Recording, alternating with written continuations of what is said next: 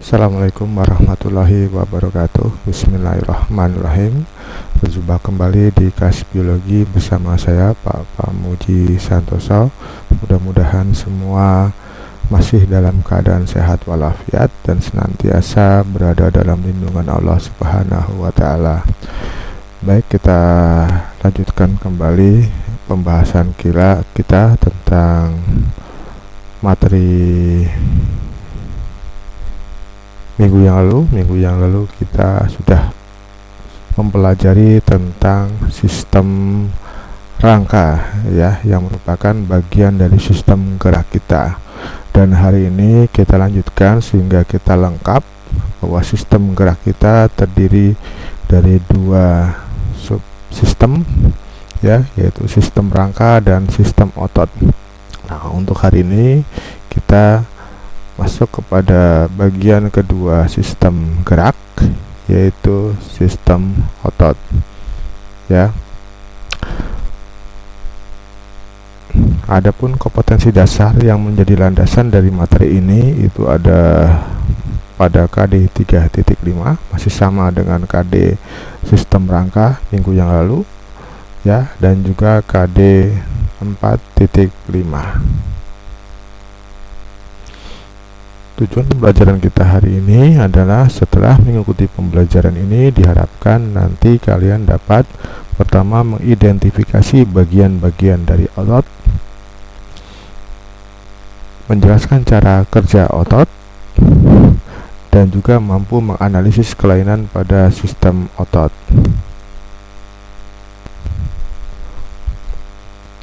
Baik, kita masuk materi kita yang pertama, yaitu apa fungsi otot ya, selain sebagai alat gerak aktif ya. Selama ini kita taunya otot adalah sebagai alat gerak aktif ya, yang menggerakkan dari sistem rangka kita ya.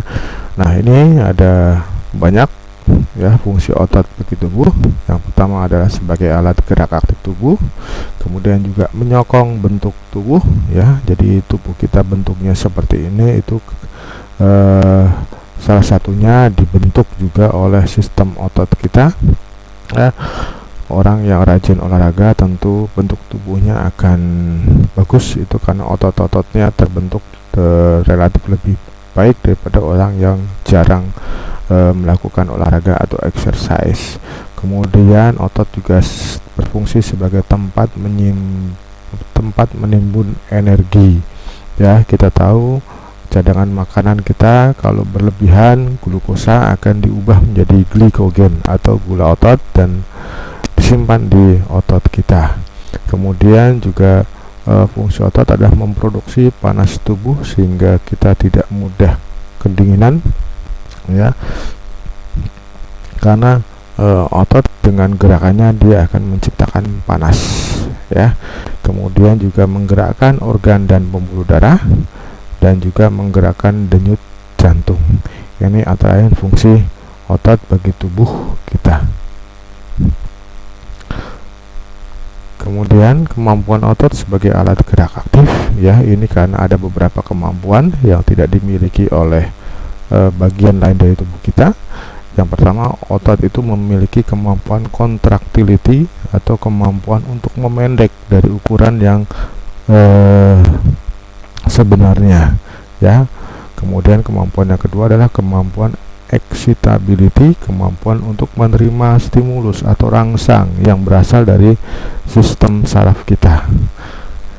Kemudian kemampuan ketiga, kemampuan extensibility, kemampuan untuk memanjang dari ukuran sesungguhnya ya. Jadi kalau contractility memendek, extensibility itu kemampuan untuk memanjang. Dan yang ada kemampuan elasticity, kemampuan untuk kembali ke ukuran semula setelah memanjang ya. Ini keempat kemampuan yang dimiliki otot sehingga otot dapat berperan sebagai alat gerak aktif. Contractility, excitability, extensibility, dan elasticity. Ini sedikit mengulang pelajaran bab sebelumnya, yaitu saat kita mempelajari jaringan hewan, kita kenal ada 3 jenis otot ya. Ada otot rangka dengan sifat-sifatnya ya, melekat pada tulang, memiliki banyak inti sel, kemudian bekerja di bawah kesadaran, dan bentuknya ada bagian terang, bagian gelap atau lurik. Kemudian ada otot polos ya, lokasinya biasanya otot polos ini menyelimuti organ-organ, pembuluh darah, mata, kelenjar, kulit, dan lain sebagainya. Memiliki satu buah inti sel terletak di tengah inti selnya. Kemudian tidak lurik, polos ya, bekerja di luar kesadaran atau bekerja secara automatically. Ini gambarnya ya. Kemudian ada otot polos juga dikenal dengan bentuknya seperti gelendong ya, jadi kedua ujungnya runcing ya. Kemudian yang ketiga, otot jantung, melekat pada jantung, memiliki satu buah inti sel terletak di tengah. Sama dengan otot rangka, otot jantung juga lurik, artinya ada bagian terang, ada bagian gelap. Cuma perbedaannya ada pada terdapatnya percabangan ya pada otot jantung. Kalau otot rangka tidak bercabang ya, berbentuk serabut, lurik. Kalau otot rangka tidak ada percabangan, otot jantung ada percabangan. Bekerja di luar kesadaran jantung kita. Nah, seperti ini. Ini ada beberapa gambar, ada beberapa percabangan gambar ini ya, bisa disimak ya. Ini 3 jenis tipe otot ya. Kemudian perlu kalian ketahui juga, otot bekerja itu terdiri atas 2 fase yang terjadinya secara bergantian. Tolong jangan sampai terbolak-balik nanti ya. Ada fase kontraksi, dan yang kedua ada fase relaksasi. Selalu kontraksi, relaksasi, kontraksi, relaksasi ya. Akan menjadi masalah kalau otot kita bekerja kontraksi terus menerus. Itu yang namanya nanti disebut tetanus atau kejang, kontraksi terus menerus, dan akhirnya ya lemas karena energinya akan terkuras. Fase kontraksi itu cirinya apa? Saat otot melakukan kontraksi, otot itu memendek, mengeras, dan membesar ya. Mungkin lebih konkretnya silakan, misalkan lengan bawah kamu, tangan lengan bawah kamu tarik ke atas ya. Kemudian nanti pada otot bisepnya itu akan berkontraksi, biasanya ototnya memendek, mengeras, dan membesar pada otot bisep ya, otot yang ada pada lengan atas kamu ya, ketika dibengkokkan ya. Pada periode kontraksi ini otot membutuhkan ATP sebagai sumber energi dan tidak butuh oksigen. Maka ketika sedang berkontraksi, otot itu disebut juga berada pada fase anaerob. Di sini tidak butuh oksigen karena yang dibutuhkan ATP. Sebaliknya, pada saat relaksasi apa yang terjadi? Ini otot memanjang, lunak, dan mengecil. Nah, pada periode ini biasanya otot akan menghasilkan ATP ya, akan melepaskan atau menghasilkan ATP. Atau dengan kata lain, fase relaksasi itu adalah fase di mana otot memproduksi ATP yang akan digunakan untuk periode atau fase kontraksi. Nah, saat menghasilkan ATP, untuk menghasilkan ATP itu dibutuhkan oksigen. Oleh karena itu, fase relaksasi disebut juga fase aerob ya, dan otot selalu mengalami 2 fase ini bergantian, kontraksi, relaksasi, kontraksi, relaksasi ya. Bisa dipahami ya untuk mekanisme kerja otot. Ini jangan sampai terbolak-balik, kontraksi atau fase bekerja biasanya ya. Otot memendek, mengeras, membesar, butuh ATP tapi tidak butuh oksigen, disebut juga fase anaerob. Fase relaksasi, memanjang, lunak, mengecil, menghasilkan ATP, butuh oksigen, sehingga disebut fase aerob. Ini struktur otot lurik ya. Kita akan lebih fokus kepada otot lurik atau otot rangka tubuh kita, ya. Jadi pada otot lurik kita itu ada bagian yang disebut tendon, bagian otot yang menempel pada tulang itu disebut tendon, ya. Nanti tendon ada dua macam, pasti pada setiap otot ada dua macam tendon, ada tendon origo, ada tendon insertio. Apa bedanya? Kalau tendon origo adalah tendon yang menempel pada tulang yang diam, ya. Ketika lengan bawah kamu digerakkan ke atas, ya, maka lengan bawah yang bergerak, ya. Maka otot yang bagian tendon yang menempel pada tulang yang bergerak itu disebut tendon insertio, sedangkan yang menempel pada tulang yang diam yang di atas ini tendon origo. Nah, ini ya bisa dipahami ya perbedaan antara tendon origo, tendon yang menempel pada tulang yang diam, sedangkan insertio tendon yang menempel pada tulang yang bergerak yang di bawah ini, ya. Dan otot itu ada bagian empal atau perut atau ventricle otot. Nah, ini ya, itu secara morfologi otot kita seperti itu. Ada tendon, ada empal. Tendonnya ada dua macam, ada tendon origo, ada tendon insertio. Kemudian perlu kalian ketahui juga, perlu pahami dengan baik untuk organisasi otot kita, ya. Itu ada otot sebagai organ, ya, yang kita kenal otot bicep, tricep dan lain sebagainya, itu otot sebagai organ, ya. Otot utuh besar gitu ya, itu otot sebagai organ. Namun ada juga otot sebagai jaringan, itu dikenal sebagai berkas otot, ya. Jadi kalau kita pengen mengenal otot yang mana, otot yang sebagai organ atau otot yang sebagai jaringan, ya. Kemudian otot sebagai jaringan nanti terdiri atas otot yang sebagai sel yang disebut serabut otot, ya. Jadi berkas otot terdiri atas serabut otot. Nah, kalau serabut otot ini adalah sel, ya. Serabut otot ini adalah sel, ya. Kemudian serabut otot nanti terdiri atas miofibril, ya. Kemudian miofibril itu tersusun atas dua protein kontraktil otot, yaitu ada filamen aktin yang tipis dan filamen miosin yang tebal, ya.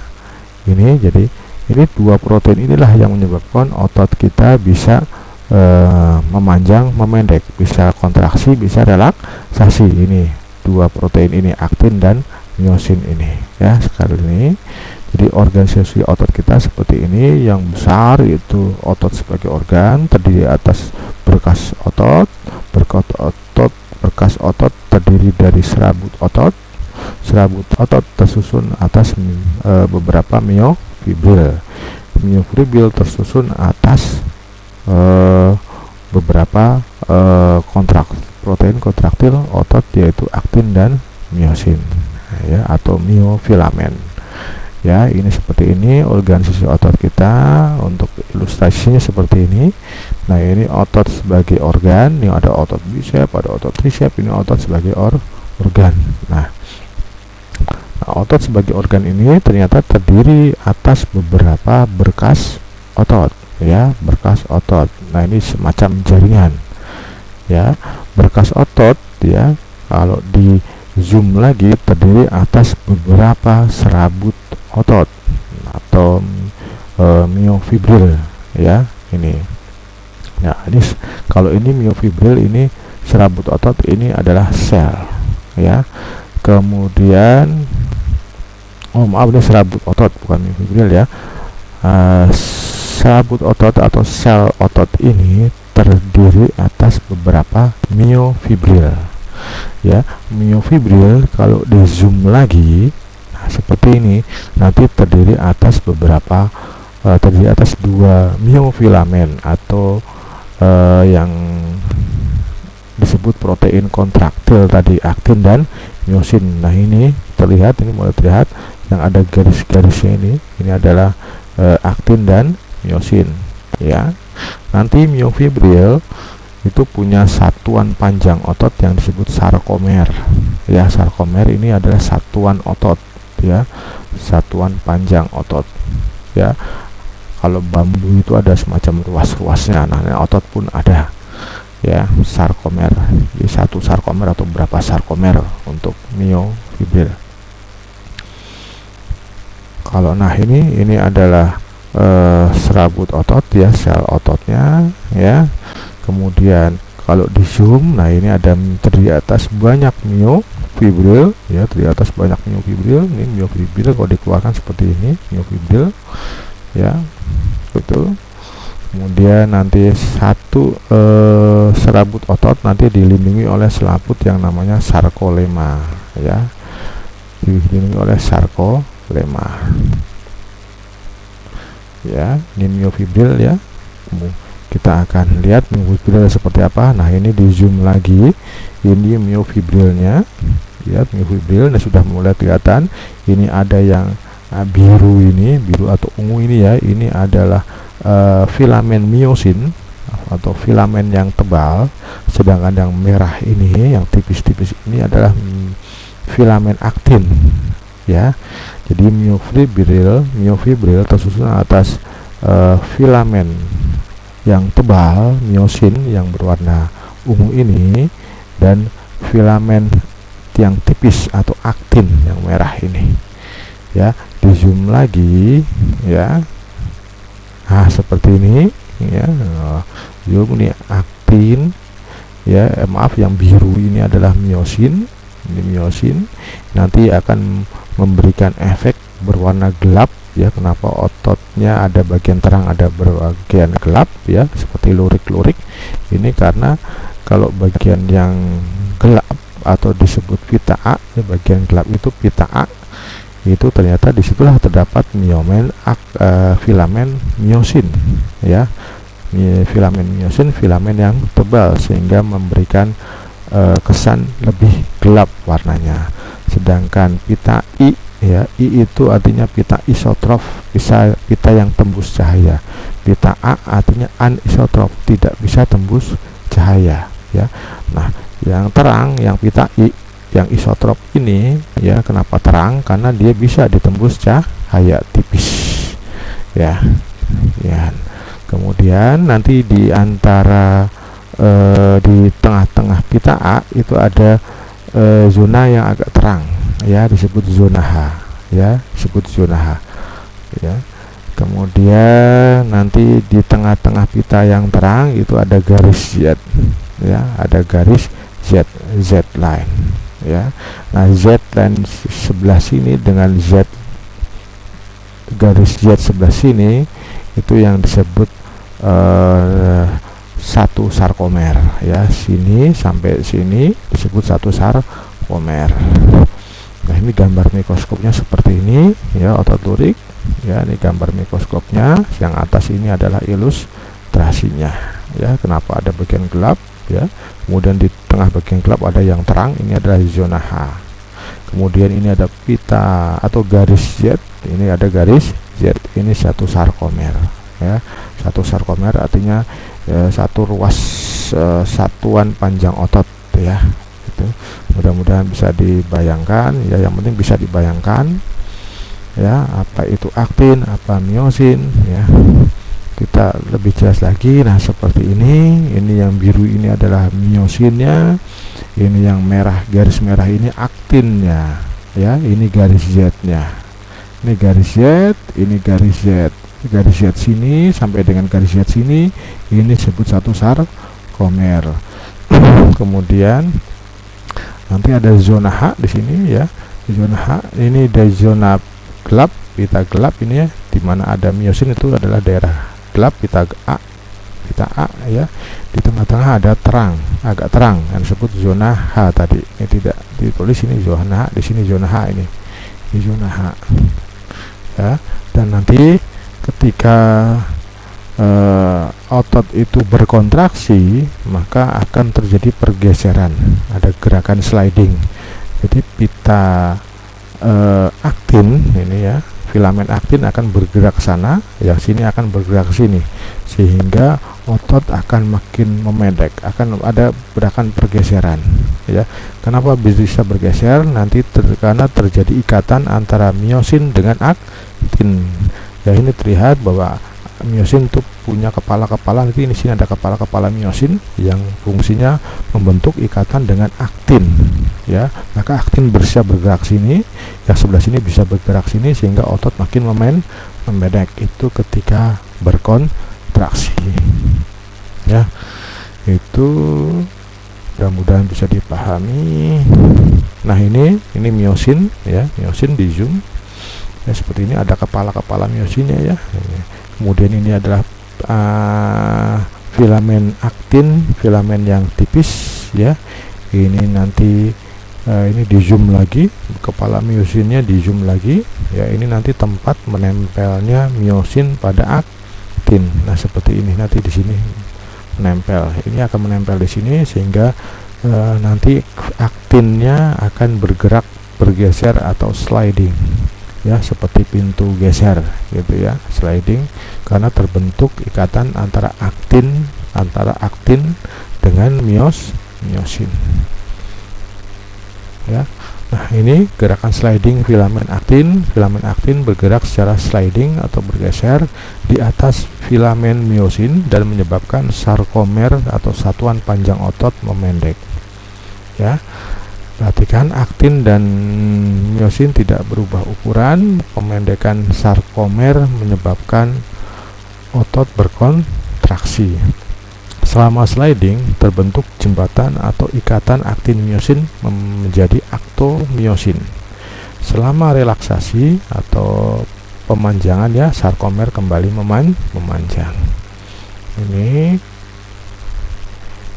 kemudian perlu kalian ketahui, untuk kontraksi otot itu nanti menggunakan energinya itu adalah ATP, ya.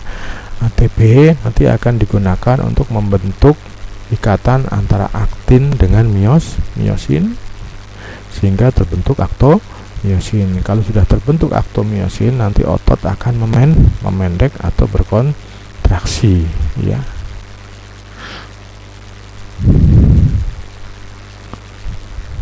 Nah, ini seperti ini kepala miosinnya tadi, ya.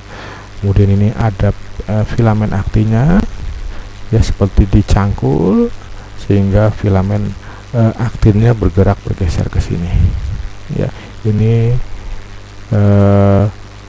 model gerakan sliding aktin, ya, yang sebetulnya yang terjadi adalah pembentukan ikatan antara aktin dengan miosin, ya, terbentuk aktomiosin, ya. Saya terus menerus continue, ya. Ini keterangannya. Jadi ini ada kepala miosin, kemudian yang hijau ini adalah ATP, kemudian yang kerucut, ya, kerucut ini adalah magnesium, kemudian ada juga kalsium berperan di sini, membuka membuka bagian yang menempel pada aktin, ya, dibuka dengan adanya kalsium. Jadi kalsium, ya, selain untuk tulang juga berperan penting dalam kontraksi otot. Nah, ini kurang lebih ilustrasinya. Ya, ini ketika belum berkontraksi atau saat istirahat, sarkomer saat istirahat seperti ini panjang, ya. Ketika berkontraksi tadi terbentuk ikatan antara miosin dengan aktin, nanti bergeser seperti ini. Lihat, ini zona H-nya berbeda, ya. Ini zona H ketika sudah berkontraksi sempit, ini masih lebar zona H-nya. Nah, seperti ini, ya. Dikatakan pita filamen aktin dan miosinnya tetap, ya, tidak panjang, tidak memendek. Yang berubah nanti adalah pita I-nya memendek, ya. Nah, seperti ini ketika otot sedang relaksasi, ya, lihat panjang. Kemudian bandingkan dengan yang di bawah, ini keadaan otot saat full kontraksi atau kontraksi penuh pendek.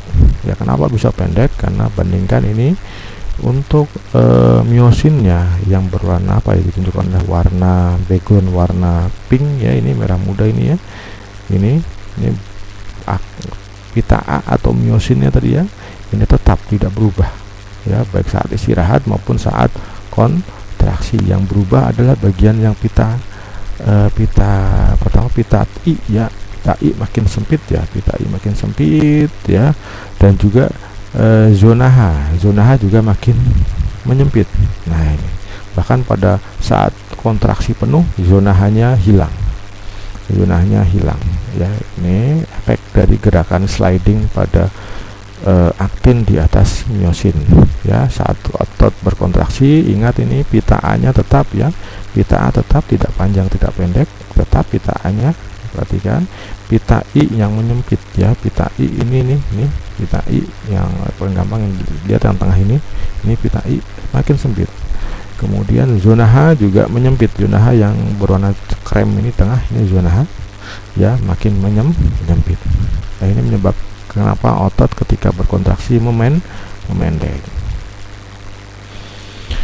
Baik, kita masuk kepada jenis gerak otot. Saya kira ini pelajaran yang materi yang mudah karena sudah saat SMP pun sudah diberikan. Jenis gerak otot nanti ada dua, ada gerak sinergis ya. Gerak sinergis ini adalah gerakan yang disebabkan oleh dua otot yang bekerjanya searah atau bersama-sama. Jadi untuk menimbulkan suatu atau memunculkan suatu gerakan itu tubuh kita tidak hanya satu otot yang bekerja, tapi paling tidak melibatkan dua otot ya, dua otot. Nah, kalau dua otot ini bekerjanya sama-sama ya, berkontraksi bersama-sama untuk menghasilkan suatu gerakan, maka disebut gerak. Ini disebut gerak sinergis ya. Nih, misalkan ini ada contohnya, yaitu otot bisep dengan otot tulang bawah ya.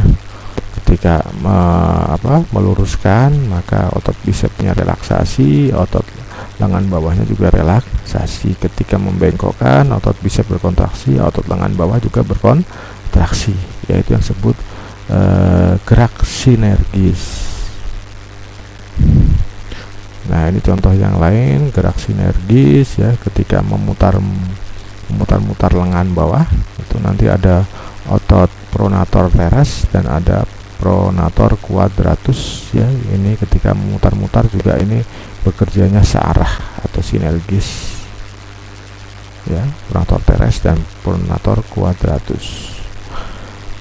Kemudian jenis yang kedua yaitu gerak antagonis.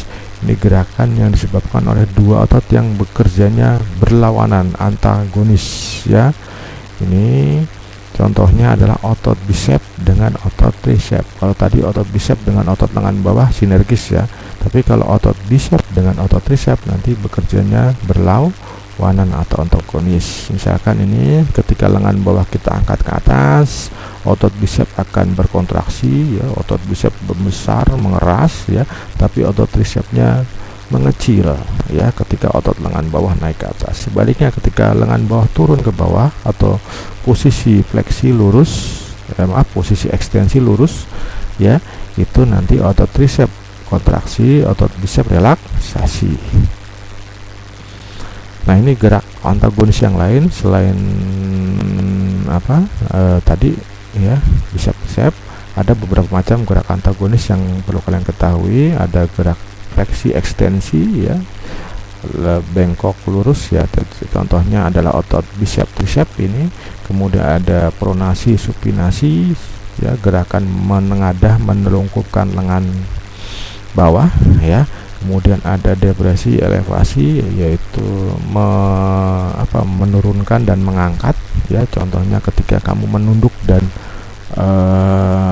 menengadahkan wajah ya, itu contoh gerakan otot antagonis depresi elevasi ya. Kemudian ada gerakan aduksi abduksi, ketika kamu mengangkat lengan ya, lurus, kemudian lengan diturunkan lagi sehingga posisi sempurna. Nah, itu adduksi abduksi. Mendekati, menjauhi. Nah, ini contohnya, ini fleksi ekstensi, ini elevasi depresi ya, menengadah, menundukkan wajah. Kemudian ini abduksi dan adduksi ya, ini ya menjauhi, kemudian mendekati. Kemudian ini pronasi dan supinasi, menelungkup, menengadahkan telapak tangan. Kemudian kita masuk materi akhir dari bahasan kita hari ini, yaitu tentang gangguan atau penyakit pada sistem otot. Yang pertama ada atrofi. Ini adalah gangguan otot yang berupa otot mengecil ya. Biasanya otot mengecil itu karena tidak digunakan ya. Contohnya orang yang terkena polio ya. Polio itu gangguan yang disebabkan virus ya, yang menyerang sistem saraf motoris, sehingga saraf motoris tidak bisa menyampaikan impuls ke otot, sehingga ototnya tidak bisa bekerja. Otot tidak bekerja, maka lama-kelamaan akan mengecil.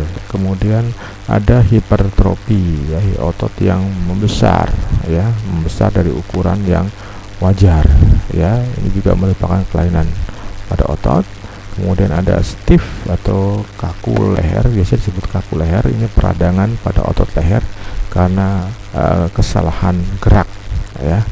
Kemudian ada miastenia gravis. Ini sebetulnya kelainan otot saraf pada otot ya, atau neuromuskuler ya, gangguan pada saraf otot ya.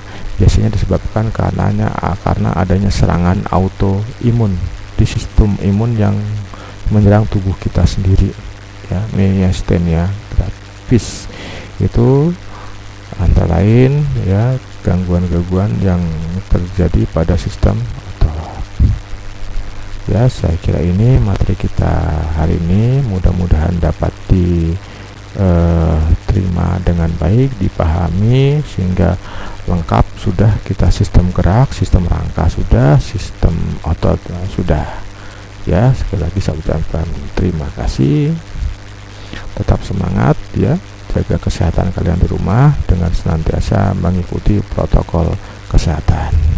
Saya akhiri, assalamualaikum warahmatullahi wabarakatuh.